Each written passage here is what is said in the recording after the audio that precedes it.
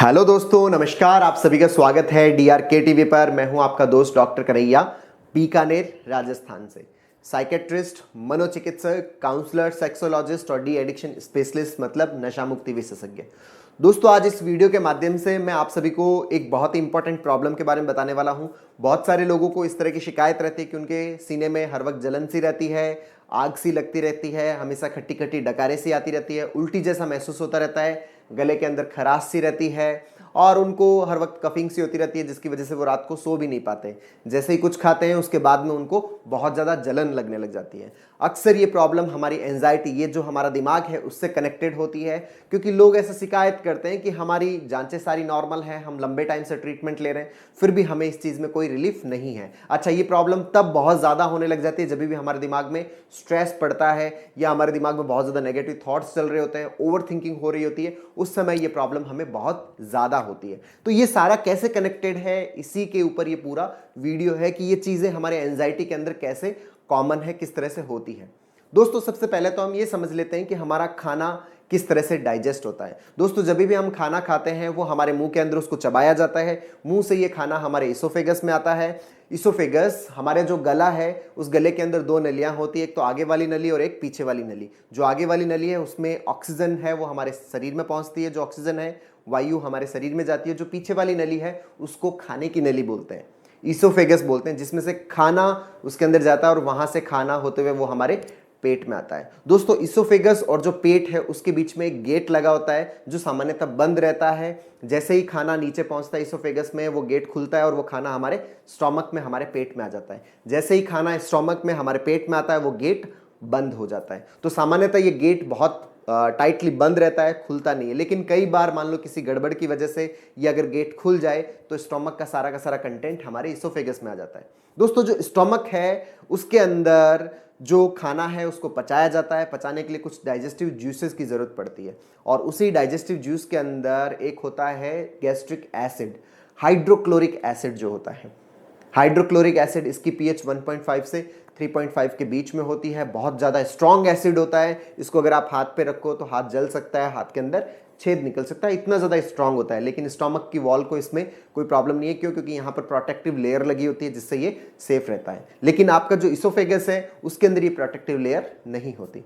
तो दोस्तों, कई बार क्या होता है कि गैस्ट्रिक जो प्रेशर है वो बहुत ज़्यादा होने की वजह से, या फिर जो गेट है इसोफेगस और जो स्टोमक है उसके बीच में जो गेट है, वो गेट एबनॉर्मल फंक्शनिंग की वजह से ओपन हो जाता है। जैसे ही ओपन होता है, स्टोमक का सारा कंटेंट है वो किस में आ जाता है? हमारे इसोफेगस में आ जाता है। और जैसे ही इसोफेगस में आता है, इसोफेगस की जो वॉल है उसको ये जो एसिड है, HCl है, ये नुकसान पहुंचाता है, जिसकी वजह से बहुत ज़्यादा जलन होती है, जिसको एसिडिटी की प्रॉब्लम बोल सकते हो। बहुत ज़्यादा जलन होती है, बहुत ज़्यादा बर्निंग होती है। इसको हर्ट बर्न के नाम से भी जाना जाता है। क्यों? क्योंकि यहाँ पर सीने के अंदर प्रॉब्लम हो रही है, इसलिए इसको, ये हर्ट के पास में, इसलिए इसको हर्ट बर्न के नाम से भी जाना जाता है। और खट्टी खट्टी डकारे से आने लग जाती है।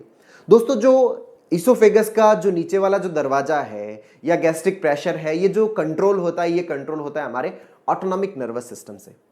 जो इसोफेगस के नीचे का गेट है, मतलब गेट अगर बंद रहेगा तो एसिड आपके इसोफेगस में नहीं आएगा, आपको कोई जलन नहीं होगी, आपको कोई प्रॉब्लम नहीं होगी। और स्टोमक के अंदर अगर बहुत ज़्यादा प्रेशर क्रिएट नहीं होगा, तब भी ये कंटेंट है वो किस में नहीं जाएगा? आपके इसोफेगस में नहीं जाएगा। ये दोनों चीज़ें कंट्रोल होती है हमारे ऑटोनॉमिक नर्वस सिस्टम से। अगर autonomic nervous system abnormal activate होता है, एसिड भी ज़्यादा सिक्रीट होगा, गैस्ट्रिक प्रेशर भी ज़्यादा होगा और गेट है वो एबनॉर्मल फंक्शनिंग होगी, तो ये सारा का सारा कंटेंट किस में आने लग जाएगा? आपके इसोफेगस में आने लग जाएगा। और जब भी इसोफेगस में आएगा आपको बहुत ज़्यादा जलन होएगी, बहुत ज़्यादा बर्निंग सी होती है।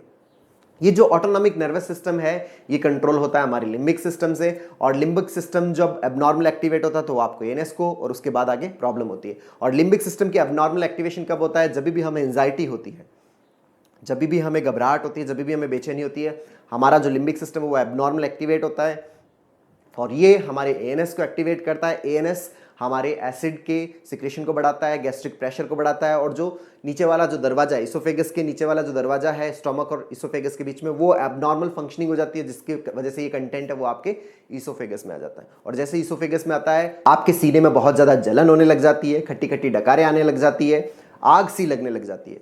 तो दोस्तों ऐसे बहुत सारे लोग होंगे जो ये बात बोलते होंगे कि जब भी उनके दिमाग में नेगेटिव थॉट्स आते हैं, जब भी उनके दिमाग में कोई चीज़ ठहर जाती है, स्ट्रेस होता है, कुछ भी उनके आसपास नेगेटिव होता है, उनके सीने में जलन होने लग जाती है, उनके सीने में आग सी लगने लग जाती है। दरअसल ये जो आग है वो एंजाइटी की वजह से लग रही है, जो घबराहट हो रहा है उसकी वजह से लग रही है। उनके सीने की सारी जांचें नॉर्मल है, उनके पेट की जांचें नॉर्मल है, फिर भी ये प्रॉब्लम हो रही है। इसका मतलब ये जो प्रॉब्लम है ये हमारे ब्रेन से कनेक्टेड है, दिमाग से कनेक्टेड है। तो अगर हम इस चीज़ का ट्रीटमेंट चाहते हैं तो हमें जो एसिड सिक्रेशन है उसको तो नॉर्मल करना ही होगा। उसके लिए कुछ दवाइयाँ आती है जो एसिड सिक्रेशन को कम करती है, साथ ही गैस्ट्रिक प्रेशर को कम रखना है, और दूसरा जो एंजाइटी का प्रॉब्लम है उसको भी ठीक करना बहुत ज़्यादा जरूरी है। एंजाइटी को ठीक करने के लिए कुछ मेडिसिन आती है जो हमारे एंजाइटी के स्तर को कम कर देती है। इसके अलावा एक थेरेपी होती है जो हमारे दिमाग में जो ऑटोनॉमिक, जो अपने आप जो थॉट्स आते रहते हैं, जो नेगेटिव थॉट्स आते रहते हैं, जो ओवर थिंकिंग आती रहती है, उसको कम करने के लिए एक थेरेपी यूज होती है, साइकोथेरेपी यूज होती है, जिसको